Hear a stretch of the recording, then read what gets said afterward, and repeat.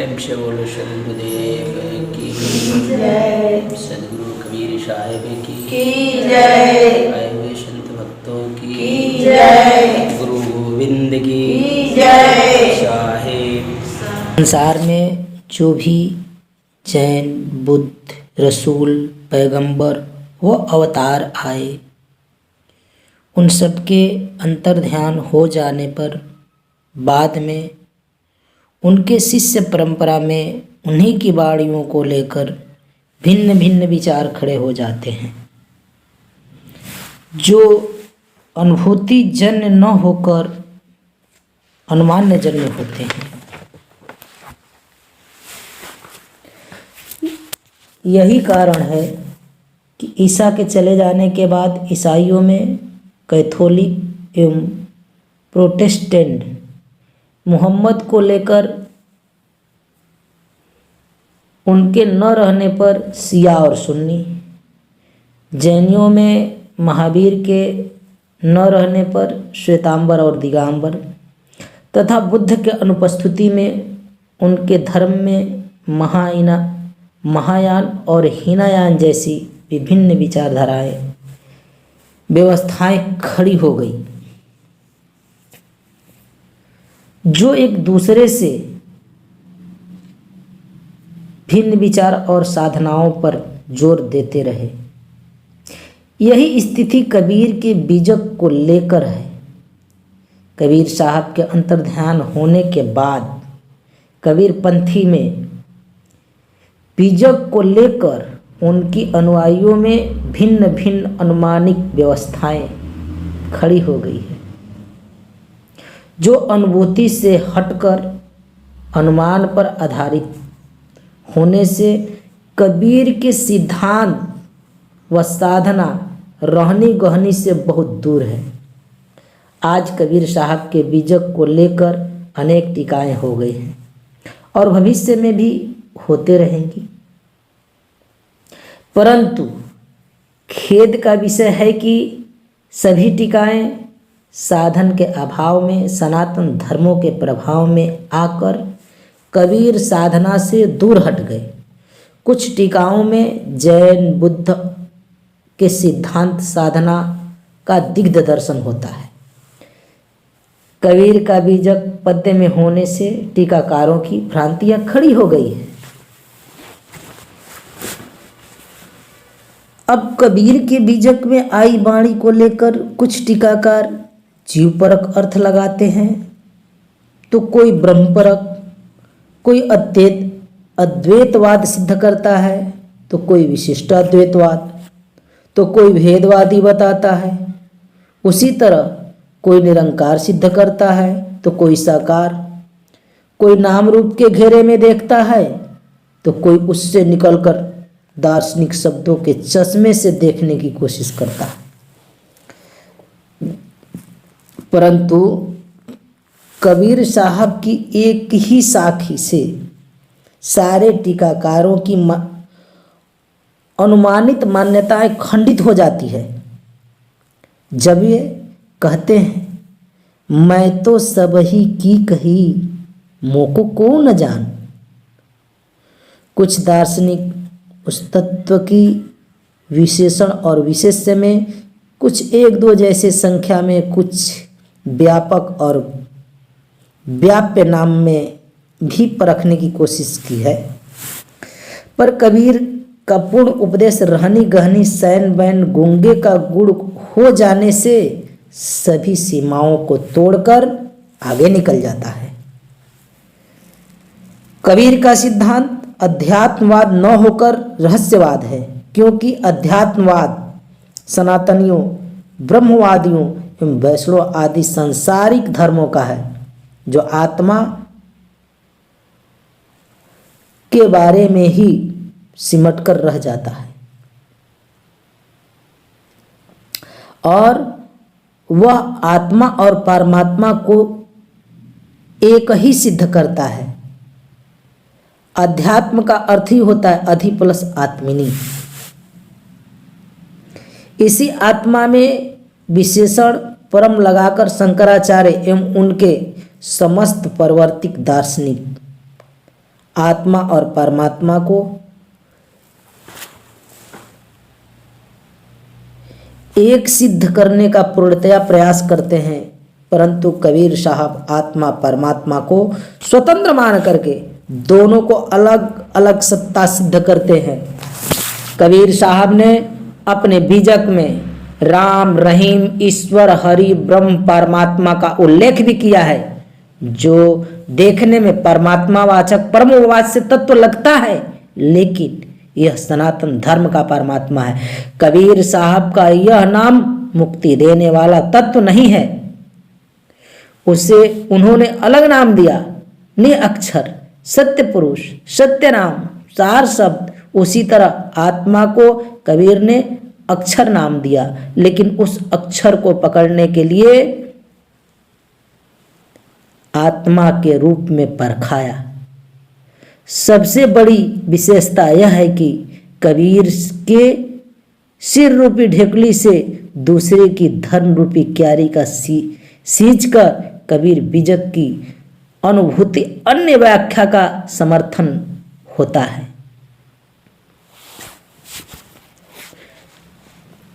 टीकाकारों ने अपने धर्म, जाति, संस्कार एवं स्वभाव के अनुसार कबीर की वाणियों की खींचातानी कर व्याख्या की है, जो अनुभूति प्रदेश से न उठकर बुद्धि, तर्क और संस्कार स्वभाव की उपज है। कुछ विद्वान टीकाकार कबीर की वाणी का कथनी में तो रहस्यवादी व्याख्या करते हैं, परंतु रहनी गहनी वह साधना के गुण गंभीर रहस्य से वंचित रहने से वे ज्ञान, भक्ति व कर्म के माध्यम से पकड़ने की असफल प्रयास करते हैं। कबीर का परम उपास्य तत्व ज्ञान, भक्ति, कर्म से भी दूर, योग, जप, तप, व्रत एवं शारीरिक मुद्रा, प्राणायाम से परे, भक्ति, निरंजन, निरंकार, सोहम, ओहम से भी बहुत दूर है। वह तंत्र, मंत्र, कलमा, कुरान से दूर है, हद बेहद की कारागार से बाहर है। वह मनोकल्पित निर्गुण सरगुण की खेल से ऊपर है। सदगुरु कबीर साहब का सिद्धांत अनादि, अखंड, अद्वितीय एक महाचेतन सत्य पुरुष परमात्मा है। उसके अतिरिक्त अन्य पदार्थ सादी है। यह महाचेतन सत्य पुरुष परमात्मा प्राकृतिक, जीव, ईश्वर, ब्रह्म, ज्योति, अनाहत और 52 अक्षर आदि के परे है। उसी को सार शब्द, सत्य नाम, निह अक्षर और आदि नाम भी कहते हैं। उपरोक्त समस्त पदार्थों का संक्षिप्त विवेचन इस प्रकार करते हैं। प्राकृतिक 2 प्रकार की है, एक तो स्थूल और दूसरा सूक्ष्म। पंचतत्व और पंचतत्व के कार्य रूप पदार्थों को स्थूल प्राकृतिक कहते हैं तथा सत, रज, तम इन तीनों गुणों की साम्य अवस्था को सूक्ष्म त्रिगुणात्मक प्राकृतिक कहते हैं। अच्छा, स्थूल, सूक्ष्म कारण ये 3 शरीर, जागृत, स्वप्न, सुषुप्ति ये 3 अवस्थाएं, सत, रज, तम ये 3 गुण और शुभाशुभ कर्म, इन सबके सहित जो त्वम पद अविद्या के बंधन में चेतन आत्मा है, उसे ही हम जीव कहते हैं। उपरोक्त 3 शरीर, 3 अवस्था, 3 गुण आदि से परे महाकारण शरीर विद्या माया तुय उत्पत्त स्थान में जो चेतन आत्मा स्थिर रहकर जगत का सृजन, पालन और संहार अर्थात उत्पत्ति प्रलय करता है, उसी चेतन आत्मा को ईश्वर, भगवान, सगुण ब्रह्म, सबल ब्रह्म, मायापति आदि कहते। अनेक नामों से हम उसे जानते हैं। और चेतन आत्मा ही ज्योतिर्मय, आकाशवत, व्यापक, कैवल्य शरीर, तुर्यातीत 80 पद स्थान में निर्गुण ब्रह्म, निरंजन, अव्यक्त ब्रह्म, निर्विशेष ब्रह्म, निर्गुण ब्रह्म, सामान्य ब्रह्म, कारण ब्रह्म, प्राप्त ब्रह्म आदि अनेक नाम देते हैं उसे। एवं तुर्या और तुर्यातीत ये दोनों स्थान निर्गुण ब्रह्म निरंजन के ही हैं, जिसमें तुरीया उत्पत्त स्थान पर तो वह स्थित होकर जगत का सृजन पालन और संहार आदि व्यवस्था करता है, और महाकारण शरीर विद्या माया के सहित होने से ही उसे मायापति ईश्वर और भगवान आदि भी कहते हैं। यह तुरीय तत्पद ही जगत के उत्पत्ति प्रलय का स्थान है, और पुनः वही निरंजन ईश्वर आत्म सब जगत के उत्पत्ति प्रलय की कल्पना से रहित होकर तुरीयातीत 80 पद स्थान में स्थिर हो जाता है। तब वे वेदादि शास्त्र उसे निर्विकल्प निर्गुण ब्रह्म, निर्विशेष ब्रह्म, सामान्य ब्रह्म, प्राप्त ब्रह्म आदि नामों से वर्णन करते हैं। यह तुरीयातीत 80 पद स्थान महाप्रलय के पश्चात उसके विश्राम करने का स्थान है। प्राकृतिक और प्राकृतिक के कार्य रूप संपूर्ण जड़ वर्ग पदार्थों को अक्षर अर्थात नासवान कहते हैं, तथा यानी ये क्षर है, क्षर नासवान, और अक्षर किसे कहते हैं, यानी अक्षर मतलब अविनाशी चेतन आत्मा को कहते हैं। एवं जगत जागृत स्वप्न सुषुप्ति तुरीया, यानी जागृत स्वप्न सुषुप्ति तुरीया और तुरीयातीत ये 5 अवस्थाएं हैं। स्थूल, सूक्ष्म, कारण, महाकारण, कैवल्य और हंसदेव ये 6 शरीर हैं। चाचरी, भूचरी, खेचरी, अगोचरी, उन्मुनि ये 5 मुद्राएं हैं। निरंजन, ओंकार, सोहम, शक्ति, ज्योति और रकार ये 5 ब्रह्म हैं, तथा 52 अक्षर वर्णात्मक पिंडी, शब्द और शंख, सहनाई, बीड़ा, सितार, मृदंग, बांसुरी, सिंह गर्जन, मेघ गर्जन, ओहम, सोहम, रंकार आदि सब अनाहत ध्वनात्मक ब्रह्मांडी शब्द है। अब ब्रह्मांड में के अंतर्गत ही दिव्य ज्योति का प्रकाश है, जिसे योगी जन ज्योतिर्मय ब्रह्म कहते हैं, और उसकी प्राप्ति के लिए प्राणायाम, योग, साधन करते हैं। यानी ये रेचक, कुंभक, पूरक यही योग, और प्राणों को चढ़ा करके ऊपर में ले जाते हैं तो योग साधना करते हैं। तो इन सब जड़ वर्ग पदार्थों को ही पौ प्राकृतिक क्षर माया कहते हैं, तथा इस समस्त पौ क्षर माइक पदार्थों का प्रकाशक और साक्षी दृष्टा करता चेतन आत्मा ब्रह्म ही अक्षर है। चेतन आत्मा ब्रह्म के परे महाचेतन सत्य पुरुष परमात्मा ही परम अक्षर निह अक्षर है। उसी महाचेतन परम पुरुष परमात्मा का ही चेतन ज्ञानस्य प्रकाशक रूप चेतन आत्मा ब्रह्म है। परमात्मा से इस चेतन आत्मा का प्रकाश और प्रकाशक यानी पिता पुत्रवत संबंध है। जैसे सूर्य से किरण यानी धूप तथा दीपक से प्रकाश का विकास होने पर भिन्न मालूम होता है, वास्तव में भिन्न नहीं है, किंतु उसी में है। वैसे ही महाचेतन सत्य पुरुष परमात्मा से चेतन अक्षर आत्मा का विकास होने से भिन्न मालूम होता है, वास्तव में भिन्न नहीं है, उसी में है और उसी का स्वरूप है। चेतन अक्षर आत्मा महाचेतन परम पुरुष परमात्मा से निकला हुआ चेतन ज्ञानस्य प्रकाश का रूप अंश है, और महाचेतन परम पुरुष परमात्मा उसका प्रकाशक अंशी रूप पिता है। यही चेतन अक्षर आत्मा की 5 अवस्था, 6 शरीर, विद्या, पिंड, ब्रह्मांड, त्वम पद, तत्पद और 80 पद आदि के उपाधि भेद से वेदांत में 3 प्रकार कहा गया है, जिसे कि जीव, ईश्वर और ब्रह्म कहते हैं। यानी कोई कुटस्थ जब मिला देता है तो वो 4 प्रकार का भी चेतन कहते हैं।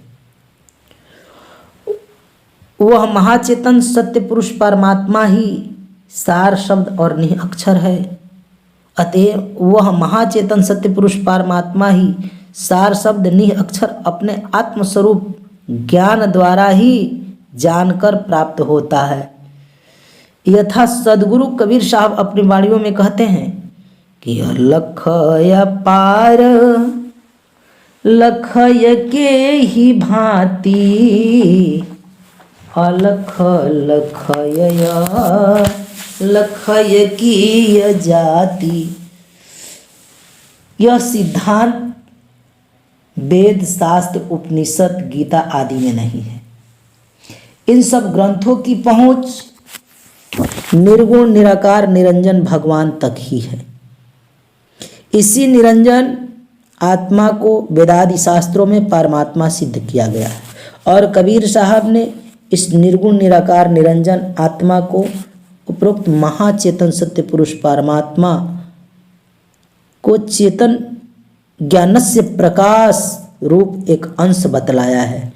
जैसे में कहते हैं कि आदि पुरुष एक वृक्ष है, निरंजन है डार, त्रिदेवा शाखा भये, पल्लव है संसार।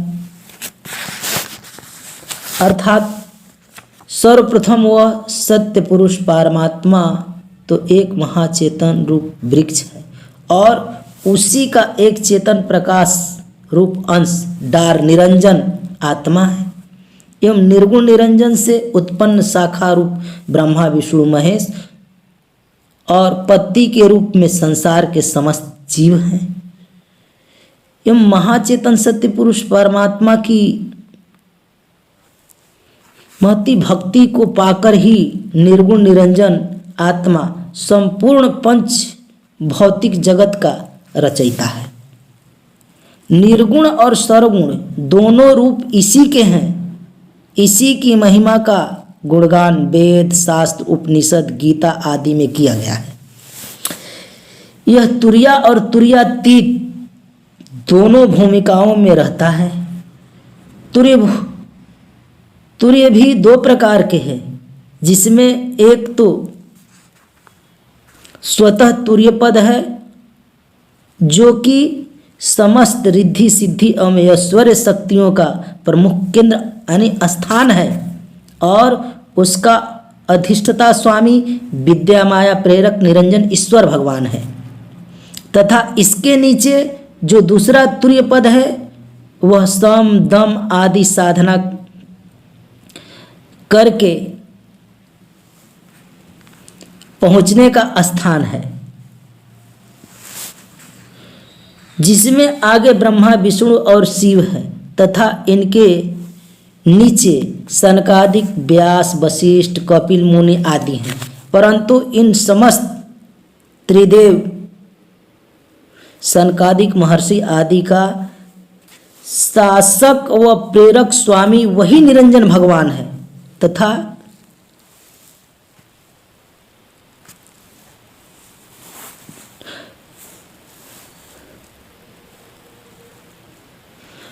त्वम पद तत्पद असी पद इन तीनों पदों से आगे महाचेतन सत्य पुरुष परमात्मा है। यहीं से अक्षर चेतन आत्मा का लक्ष्य यानी सुरति अधोमुख हुआ है। ये अपने स्वरूप से नीचे मनोमयी असी पद तत्पद और त्वम पद की रचना कर बंधन में पड़ गया एवं इन्हीं तीनों पदों के उपाधि भेद से जीव ईश्वर तथा निर्गुण निरंजन निराकार निरंजन ब्रह्म ज्ञान को प्राप्त हुआ है। अतएव यह तुर्यातीत असीपद निर्गुण निरंजन ब्रह्म भी माया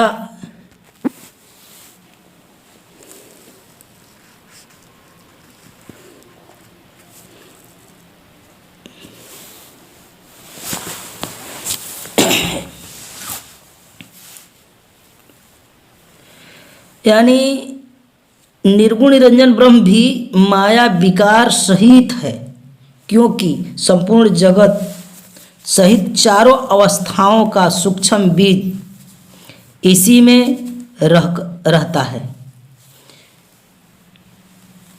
यानी निर्गुण निरंजन में ही सभी बीज है। अतः उक्त तीनों पदों के परे अपना लक्ष्य इसके निज चेतन स्वरूप का परिचय करें और फिर सार शब्द परमात्मा में अपने को स्थिति कर देवें। उपरोक्त तीनों पदों का प्रकाशक दृष्टा अपना चेतन आत्मस्वरूप है, जिसके आगे महाचेतन सार शब्द परमात्मा है, जो कि आत्मा का परम स्वरूप है। अतः उक्त तीनों पदों को भेदन करने के आगे महाचेतन ने अक्षर सार शब्द परमात्मा की प्राप्ति का उपदेश सद्गुरु कबीर साहब ने किया है। इसलिए जब तक चेतन आत्मा पिंड ब्रह्मांड एवं उक्त तीनों पदों का भेदन करके भिन्न नहीं कर सकता है, संसार में कोई तो सरगुण राम कृष्ण विष्णु सूर्य शिव आदि की भक्ति उपदेश देते हैं और कोई निर्गुण निरंजन ब्रह्म की द्वैत अद्वैत भक्ति उपासना का उपदेश करते हैं। किंतु सद्गुरु कबीर साहब का उपदेश उपर्युक्त सगुण और निर्गुण दोनों से परे महाचेतन सत्य पुरुष परमात्मा की प्राप्ति का है, क्योंकि चेतन आत्मा उसी महाचेतन सत्य पुरुष परमात्मा की चेतन ज्ञान प्रकाश रूप अंश है। इसीलिए तो सद्गुरु कबीर साहब कहते हैं कि सरगुण निर्गुण जीव भुलाए, तब हम यह जग आयो जी, यम की त्रास देखी जीवों पर समर्थ हुक्म चलाएगी। अच्छा, उसी की भक्ति उपासना होनी चाहिए।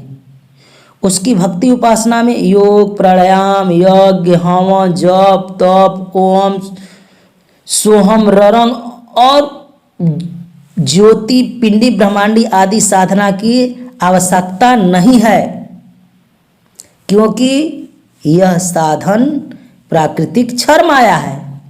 इस प्रकार सद्गुरु कबीर साहब के इस सत्य मत के अतिरिक्त अन्य समस्त मत उक्त तीनों पदों की ही अंतर्गत है। द्वैत अद्वैत विशिष्टाद्वैत आदि अनेक ही मत पंथ उक्त तीनों पदों के ही अंदर चक्कर खाते हैं और उन्हीं का अनेक प्रकार से प्रतिपादन करते हैं। इनमें द्वैत ब्रह्म सिद्धांत वेदांत का है, जो जड़ चेतन मिश्रित अद्वैत है। इसी को स्वामी शंकराचार्य ने भी प्रतिपादित किया है। प्राकृतिक पुरुष यह द्वैत मत सांख्य शास्त्र का सिद्धांत है, जिसको कपिल मुनि ने प्रतिपादित किया है। प्राकृतिक जीव और ईश्वर यह विशिष्टाद्वैत मत का रामानुजाचार्य आदि एवं स्वामी दयानंद सरस्वती ने प्रतिपादित किया है। जड़ पंच तत्व और चेतन जीव को ही सिद्ध करना यह जैन मत सिद्धांत है। प्राकृतिकवाद साइंस वैज्ञानिक तथा नास्तिकों को और चारों संप्रदायों को यही सिद्धांत है।